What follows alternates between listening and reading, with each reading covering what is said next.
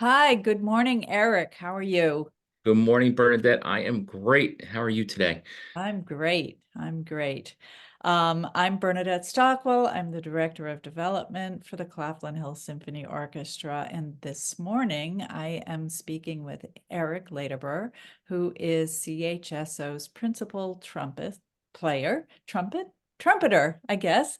And he is going to be featured on our next upcoming concert, which is Goulash Delight.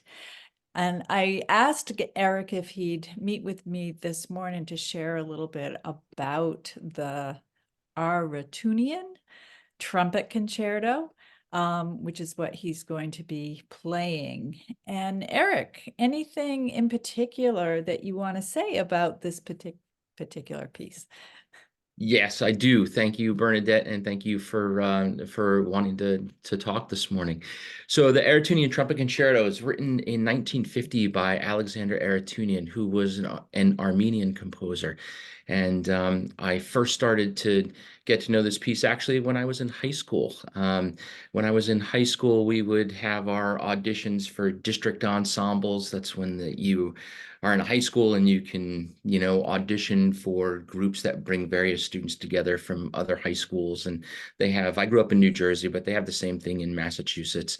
And I believe this was my senior year in high school that this was the piece you had to prepare. And so I've known the piece a long time now and been able to spend some time with it, and it's just wonderful to revisit the piece. The piece it's a real tour de force. It shows all aspects of trumpet playing, and there it starts with this beautiful strong opening that really shows the power of the trumpet, and it's more in a cadenza kind of style at the beginning. A piece usually ends with a cadenza so people can show off some fancy playing, and this kind of starts that way, and then it just goes through a story, and it has some really fast technical playing, but it also has two beautiful slow melodic sections that really get to show off what the trumpet can do. And then of course it ends with another kind of the way it started, with another huge cadenza at the end of the piece. And it's a little different from some other concertos, which would be in separate movements. You might have Mhm. a fast movement, a slow movement, and then a fast movement again. There's no break in between these movements, and it's one long continual piece. So no break, but it's certainly I think really pleasing for a listener and really exciting as Yeah. well. Yeah, that's excellent. Good to know. And in the limited amount of research that I did, I learned that it is in one long movement. So the whole piece is about 15 minutes long. That's what I found in most of the recordings, some a little longer. I guess it depends on how fast you get through it. And do you find it's exhausting because there are no movements? Often we see Paul up on the podium and he'll get to the end of a movement. Very often the audience applauds. However, that's not what we sometimes want because the piece, whatever it is, needs to keep going.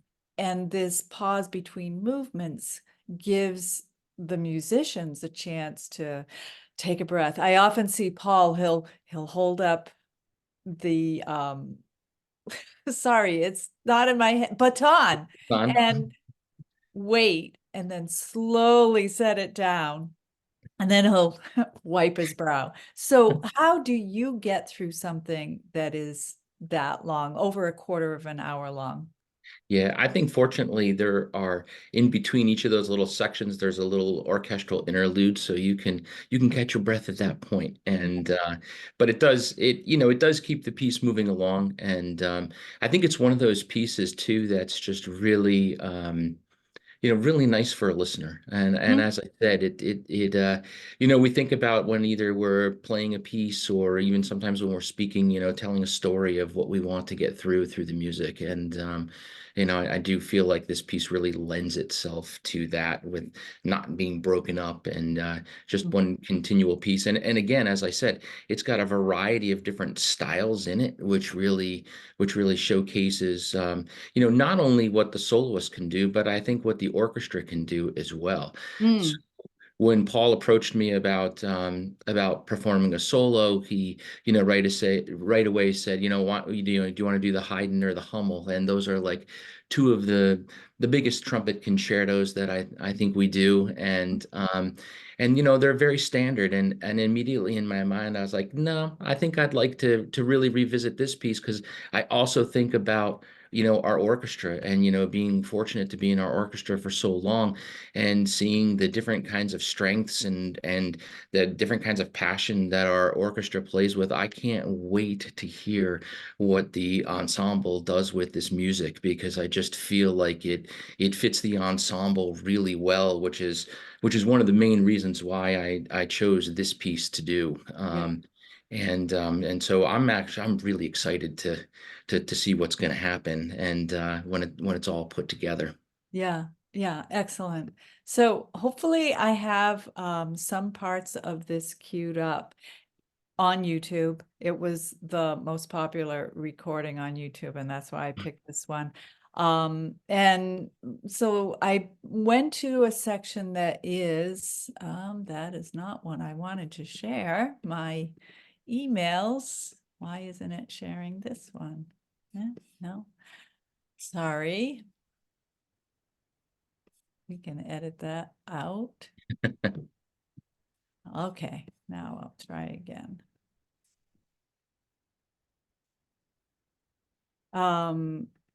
This is about 5 minutes in. And I can go back to the beginning too, but maybe I picked this because it has clarinet as a little entry into the Mhm. trumpet part. And as a clarinet player myself, I tend to key in on those moments.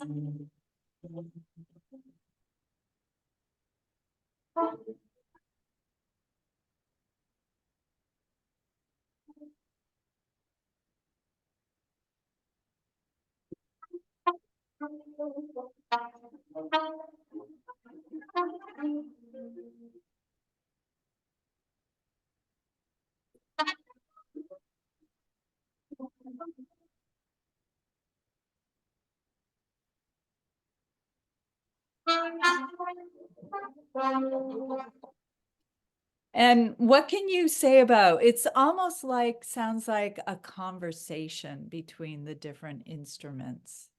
Yeah, and I only heard little snips of what you were playing, but it sounds like this is after the very first slow movement, and then Right. there's some just little punctuated little technical passages, and it is, and the wonderful part of what you are playing in there is, after these conversations start going with each other, then there's this real in music, there's this term for it, this Sturm und Drang, this like storm and peace part, where it gets really, really going with a bum bum bum bum, and then you Mhm. just start to get this flowing melody, and so there's this paradigm against each other, and so there's like this conflict of, it doesn't want to be tense, doesn't want to be peaceful, doesn't want to be tense, doesn't want to be peaceful, and then all of a sudden the trumpet crescendos out of that, and then you're right into that really, really, I'm going to say more like aggressive, like getting into some real technical playing right after Yeah. that. So it's a nice way to set that up, and that's one of these things where I feel like, even for an audience member too, you can really start to feel like, oh, okay, this piece is going somewhere. This is, something big is about to happen. Yeah. Yeah. Yeah. That's a really good way to look at it. And I'm gonna go back, hopefully. This is just a little bit of a Wikipedia article that I found about the piece, talking about the structure of it. We already mentioned that it's one movement, but it does have these different main parts to it. Yeah, and you can see just by this, and this is the very opening of the piece, and you see under the first couple of notes, you see this word rubato there, and that means to, take time within the measure and really stretch that out. And you'll see on the third line, there's an accelerando under the triplets, and then this really again a big accelerando under the 16th notes in the last measure of the third line. And those are all spots where the orchestra is not necessarily playing, and it's just the trumpet playing, and so you have the liberty to take a little more time to stretch things out or speed things up, again, to put your not only your own mark on it, but to create that little sense of excitement in the piece too. And it also starts to speak to, all right, we're going to start to show a little bit of technique in there, to say, all right, this is what this instrument can actually do. Right. Yeah. Yeah. It's so interesting. As an amateur musician myself, I have a great appreciation for music, but very often the technical parts of it escape me. Nonetheless, I find it very enjoyable. And this piece in particular, I loved listening to. I think that one way that our audience can prepare for something like this is to go ahead and search it up on YouTube, or Spotify, or wherever you stream music these days. Buy the CD, maybe get the vinyl from the library and have a listen to it. How do you prepare? Yeah, it's a great question. So this is a piece that, well, I will say for the trumpet, no matter what, no matter what kind of concert we're playing, there could be pieces that are really light and just fairly easy to play. And then there can be other pieces that, really take a lot out of you. And when you think about playing a trumpet or, I think some of the brass instruments, people always ask, what's it like? And sometimes I kind of say, well, those really little small tight balloons that magicians use to make animals out of, that sometimes they use a pump to pump up. Yes. It's kind of like blowing into that. That's sometimes that's the kind of back pressure you feel in terms of trying to put air through something. And then you're essentially slamming a piece of metal against your lips and having your lips vibrate inside a cup.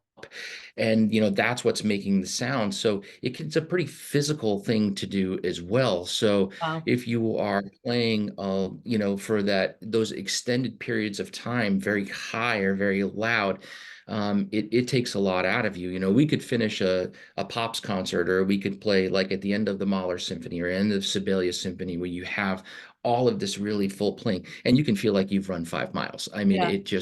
it really will pull it out of you. It's that physical kind of playing. And then this piece asks for that level of physicality in terms of the dynamic range, but it also asks you to be an acrobat on top of it, to be really, have this facility not only with your, the speed of your fingers, but when we articulate notes, there's what we call multiple tonguing. And so like when we articulate a note, we're usually just saying like da, da, da, da, using our tongue to break up the air. But the notes come so fast in this, you're using something called double tonguing, where you're, instead of going da, da, da, you're going da, ga, da, ga, da, ga, da, ga, da, ga, da, ga, da, ga, da, ga, da. So you're the front of your tongue and the back of your tongue are stopping the air, first this way, then this way, then this way, and then this way. So, that's all, different muscles back there too. So it gets your tongue feeling very tired, where it will get swollen and then it won't work. So when you sit down to practice something like this, you go back and you start it slow to make sure you can get everything under your fingers so you're not learning it the wrong way. And then you are practicing your technique to make sure that that stays up and works. And then you're also practicing your endurance, and because you're going to be playing for a long time. And that won't be I'll then step in and play on the second half of the concert too. So there'll be other things to Yeah. prepare also. And so you have to manage it. And I mean, people think that, if you're playing an instrument, your lips are essentially nerve endings. So it's really all the muscles in your face around your lips that you're using to be able to play. And like any muscles, those can get tired. So you really kind of have to watch yourself in terms of what you're doing every day. And you need to know when you need to take that break and lay off. And then you need to know also, you have to kind of time it out and say, look, I'm really going to push. We're essentially 2 weeks from the performance. So, Yeah. the next few days I'll really be pushing myself extremely hard, just to make sure that I've built up the strength that I need, and then I'll have to start to back it off so I'm not Yeah. too tired once we get there. Yeah. So you really do have to plan out what you're doing, and I would say that's the case for any concert that we play. And I always, when Paul puts the schedule out in the beginning of the year, I kind of look at it and look at the times of year some of those pieces are coming, Yeah. and know what I'll need to do in order to take care of myself, and also to what level of preparation I'm going to need to be able to hopefully sound good, and for our audience. It's not just picking up the horn and playing. There's a lot of thought that goes into what you're going to do, and how you're going to do it. That's so interesting. It's a lot like an athlete getting ready for a tournament. You know, Yeah, we really do. There's times where, I don't like to, if I'm preparing for something like this, I don't ever like to take a day off, even if I'm only playing a short period of time. So, let's say I know that I'm going to have a busy day or a busy night and I can't get to it. I will get up really early in the morning, much to my wife and son's displeasure, and start playing really early in the morning, just so you have that feel. And you also, if you're going to, when we start to do something like this, similar to an athlete too, we'll start to watch what we eat before that time too, start to really. monitor like caffeine intake or any kind of something heavy, because all those things will affect you as well. It's I think probably playing any instrument is probably a lot more physical than people would understand. Even our stringed instruments, with the amount of movements that they're doing, to take care of all the different tendons that you have to, and you need to give yourself ample rest when you need to, and know when to push yourself too. Yeah. And I think Yeah. that gets a little harder as you get older too. Yeah. You really Well, start that's, thinking a little more about it. yeah, I'm sure it has to. But also, you have all those years of experience that will support you. For example, when I'm playing in a concert, I'm still at the point where I have to think about getting to the upper register in the clarinet and making sure the breath supports that. So how do you learn this training? Is this something that they teach you or that your primary teachers have shared with you? Oh yeah, I Yeah, think so. I'd say, you asked me when the first time I played this piece was, and that was, I started this back in high school. And that's where you start learning, your private teachers. And I had a really good private teacher yeah. when I was growing up. I think a number of years ago I did an interview for Milford TV, and I Mhm. brought up his name. I studied with a trumpet player in New Jersey named John Iatesta, and he really laid the foundation for so many things. And then, after the high school, I went on to Ithaca College and had a fantastic teacher, Kim Dunnick, at Ithaca. And then after Ithaca, I went to New England Conservatory, and I studied with the principal trumpeter of the Boston Symphony at the time. It was Charlie Schluter. And in each of those were the three main teachers that I've had throughout my time. And I visited this piece with each of those teachers. Yeah.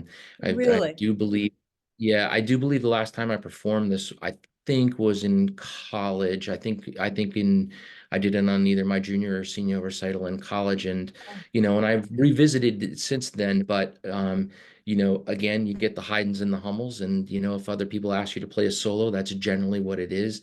And so this was really nice to revisit at this kind of level. And I've been Yeah. really excited to prepare, going back and looking. And one of the things nowadays with, with technology that we have is, now in an orchestra, we're all using our iPads, or a lot of Yeah. people are, and that. But man, I am going to be going back to my original. This is my original score that I have of this, that I had when I started in high school, and I have all kinds of different kind of markings in here. Ah, And yeah. um, and so to look back and actually see some handwriting and some old teachers and things like that is, just makes you, just kind of is a little nostalgic. But also to see, there are also in there, you make markings when you want to remember something, right? Yes. And or if you want to slow down somewhere here, or make sure you're not rushing somewhere else. And so those were, it was interesting to go back and say, oh, do I still have some of those tendencies? Am I going to step into some of those same holes some years ago? And so that's been fun. And I think, you mentioned it before, a lot of years of experience now. So Yeah. to go back and look at this through a different lens, and to be able to do some of the things a little differently than I may not have been able to do them earlier on is it's a lot of fun. And Yeah. I think that's the biggest piece with this that I'll hope to share with the audience is just that enjoyment. And Yeah. and I hope that they will take the enjoyment, because I'll be nervous, but I'll have a lot of fun actually playing this, because there's so many sections to really just emote and to sing. And that's another piece for playing trumpet in an orchestra. We have our moments, right? Yeah. And there are times where, we're everybody's hearing us, we're Yeah.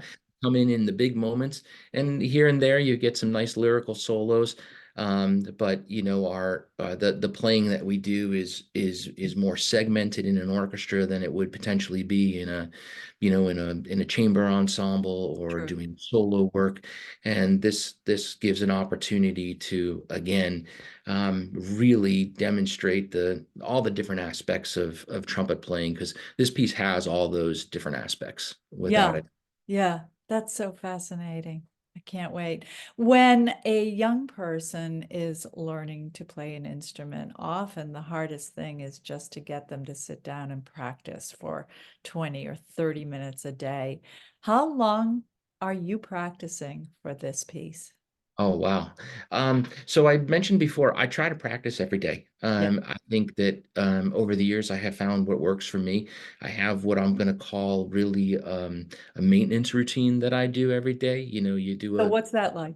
warm up. So what a maintenance routine for me does is it makes sure that I'm exploring all of the different parts of the registers we're playing, either low or high, that I am working on flexibility, being able to, go from one note to another easier.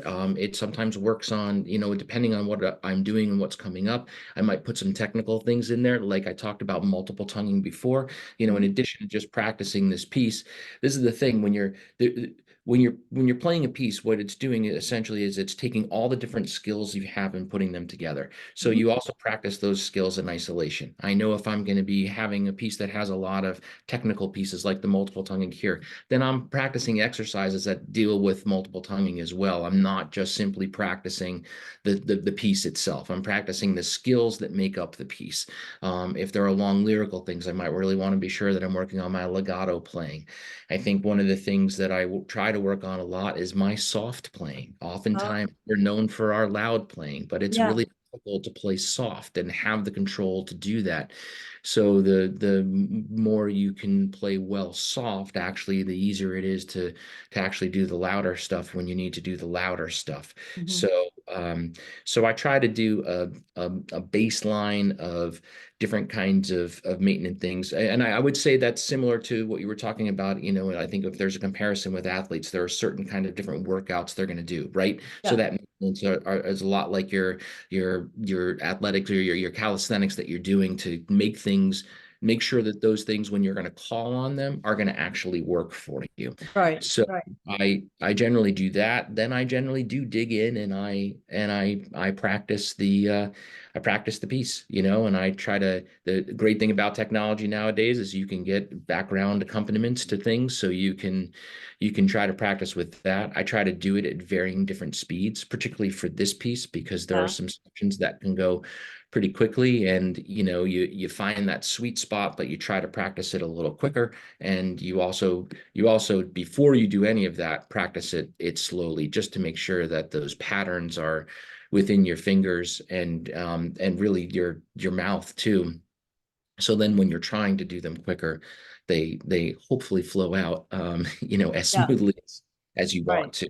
So it is a lot of work. I think, as people are growing up, you can play X period of time, right? And because you will just get too tired. I will say, Yeah. I'll give you for instance, yesterday I actually went to, not my house. I went to the school that I work in so I could play in a very large room, because there are Mm. differences when you're playing in a large room and soft room. And one of the things I did also is I really made sure that I recorded myself a lot that day so I could hear, am I really getting softer in this section?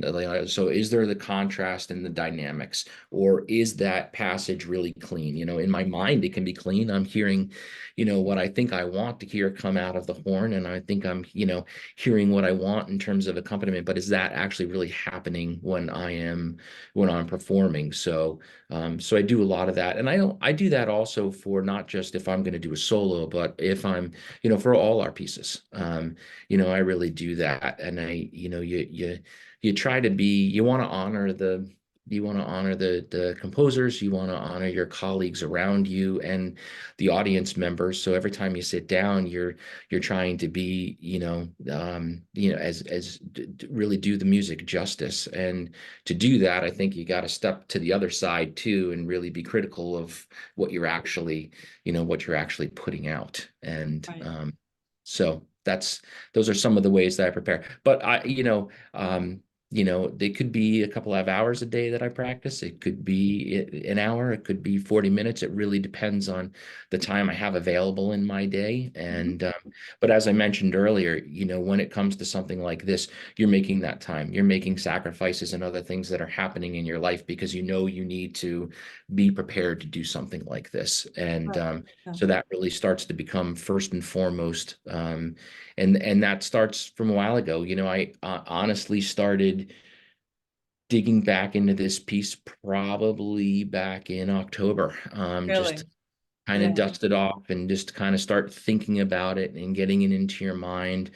Um, I think I want to, then that kind of circles back to listening to the piece. And you said there are a lot of different recordings out there, and suggesting that audience members can listen to it. And I think they should. And one of the things about this piece in particular is there is so much opportunity to put yourself into it, because of the passages that are more like cadenzas, Yes. and the soft. Explain what a cadenza is. So a cadenza is at the end of the piece before it's finished. Everybody stops and the solo instrument plays. And then when the solo instrument plays, there's an opportunity to show, you revisit some of the themes and melodies that happened in the solo, and then you just extend them and expand them, to show off again, your technique. And then all of a sudden it comes to a tumultuous end, and it usually ends on some kind of trill, and then the rest of the orchestra comes in, and the piece is finished. As I said, this piece kind of starts that way too, in terms of there's Yes. still a little orchestral accompaniment, but there's a lot of freedom for the player to play. And so that means that any recording you listen to of this is going to be, it could be extremely different. Some people take the faster passages much slower. Some people Okay. take them at blistering speed. I'm going to be right in the middle somewhere. And so you could really put your own mark on this piece in some different ways than I think you can on other pieces. And I think that's one of the things that, again, I'm excited to perform this piece, and to again be able to put my mark on it, and to Yeah. be able to share that with our audience. Yeah. And I hope I really hope they'll enjoy it. One of the things that is so unique about our orchestra is how, I guess intimate we are with the audience because they're really right Definitely. up there and they're right around. And, you know, you look out each concert and you see some familiar faces. Definitely. And I've seen some familiar faces for the 20 some odd years I've, you know, been doing Yeah. this. Yep. And so I think it's going to be, you know, or I'm hoping it's going to be exciting for them to hear, you know, that in a little that, you know, that trumpet playing in a little different kind of way too. Yeah, yeah, definitely. I think you raised some interesting points. And one of those is that our audience is different, but also the value of live performance. It is like, whoops, going it is like going to the circus, you know, to Yeah. see those acrobats up on the flying trapeze. It is a little bit of daring. And especially Paul often programs concerts that are challenging. But I think that the joy is to be there in the room and everybody experiences it. I mean, I'm usually up in the balconies taking pictures, but I'm looking at the different people in the audience and they'll be leaning forward, you know, in their seats. They are on the edge of their seat watching the musicians perform. So that's pretty cool. Yeah, and I think I think both get that opportunity to play off each other then, Yeah. right? So there's this Yes. interaction that sometimes when you're up on a stage and the lights are on and you know the curtain goes up and the audience lights go down and you're not necessarily seeing your audience in the Yeah. same way. They're certainly seeing you, but you're not necessarily seeing them in the same, you know, that same light. And Yeah. so I do feel like that's something special. And I think I a little while back wrote a little piece for you to use, and I think that was one of the things that I talked about Yes. in there because it is really different than you know, anywhere else that I play, that there's just that interaction. And I think that allows, you know, yeah, Paul does. He's got some aggressive programming sometimes, but Definitely. there's, you know, I think there's a appreciation in that. You know, there are sometimes I'm like, boy, that's a lot to listen to. That can be Yeah. long, but our audiences seem to really enjoy that, appreciate that because they keep coming back. And so I think that back and forth is again something that's truly special for Claflin Hill, and I have not experienced that in other places that I've played to that degree. Yeah. Thank you. We work hard. Yeah. We really do trying to put all of this together. And then this may be the last question, but maybe I'll add one more. One thing that our audience may not know is we put these concerts together in 3 rehearsals. That is it. And sometimes due to weather, it can be just 2 rehearsals. It's important for the musicians to come to rehearsal prepared. Paul usually shares the music at the previous concert or about a month ahead of time. And like you said, practicing in an empty room, in a large room, practicing daily, working on those challenging parts until when you arrive, that everything comes together and that you can work on how the different musicians blend rather than an issue that one person has. Yeah. Yeah, so all of those hours of, I mean, just think about it. If there's 65 plus musicians and each one is spending 2, 3 hours a day in many cases preparing the thousands of hours that go into that. But that is not the together time, as opposed to session musicians or other people who are playing who have that opportunity to meet every day together. So I think that it talks to the caliber of the Claflin Hill individual musicians. And nobody auditions for our orchestra, which is another thing that nobody really knows. We often receive emails from different people saying, I just moved into the area. How do I get in? And mostly it's by referral from somebody like you that happens to Yeah. know somebody in brass or whatever that can step up. So Yeah. yeah, It is, and it's again, that's another piece that's really unique about the orchestra. And I think this orchestra to me plays with so much passion, and I think that's part of the reason too. I don't think that I think one of the things that makes our concerts so exciting is there's nobody that won't go for it, right? right. It's a it's a safe space too to try and to really bring everything. I don't, Yeah, there are times you can play really safe so you don't miss something, but sometimes that takes the energy and the passion out of it. yeah, And I find that people really go ahead and give their all when they're doing this. And yeah, so we want people to come out and see it. It amazes me that the level, I mean, where we are in Central Mass in the town of Milford, and the level of musicianship is unbelievable. This is a very, very good orchestra. yeah, for sure, for sure. It definitely, there's other regional orchestras, but I think that our heart comes through in every situation. So hopefully you're seeing an image of the flyer. I am. Yeah, and there's many names and words on that that our audience may not be familiar with, but we always try to program according to the fusion cuisine, where we share something that is familiar paired with something that is less familiar. And in order to do that, expand the palette of our audience. So I think the Artunian Trumpet Concerto is going to be one of those new tastes, and featuring a longtime member of the orchestra. And I can't wait.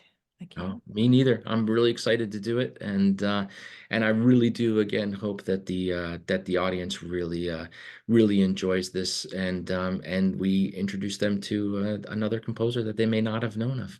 Yeah, yeah, perfect. All right. Thank you so much, Eric.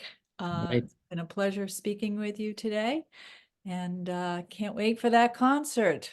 Goulash Delight, February 3rd. More information at claflinhill.org. Thank you. Thanks, Bernadette.